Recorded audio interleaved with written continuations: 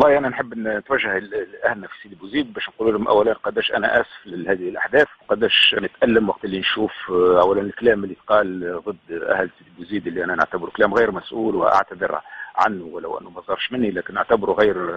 لائق. وفي نفس الوقت انا اقول اللي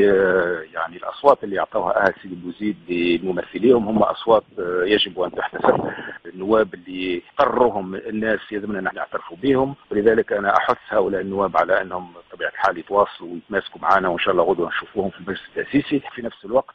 يلزمنا نفهموا يعني مغزى هذا التصويت لهذه العريضه، لانه انا اعتبرها كان نوع من صرخه استغاثه، انه ثم مشاكل كبيره في البلاد وانه الناس تنتظر حلول سريعه، ويجب ان نفهم هذه الرساله بصفه سياسيه، وانا على الاقل فهمتها بصفه سياسيه. وكل ما هنالك اليوم هو ان اطلب من اهل سيدي بوزيد يعني بكل محبه انه يعني يلتزموا الهدوء في البلاد هذه، يعني ما يفسدش هذا العرس الانتخابي، واصواتهم حسب رايي يجب ان تسمع، وممثليهم او الممثلين الذين وقع انتخابهم يجب ان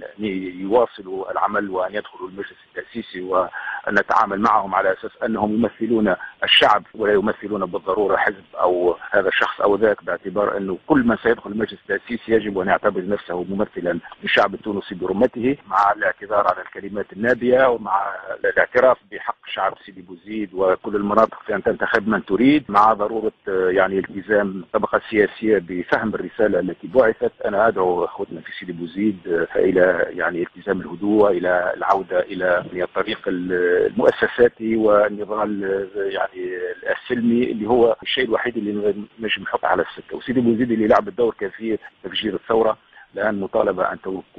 يكون لها دور أيضا أكبر في إحلال السلم الاجتماعي وإحلال السلم السياسي. إذا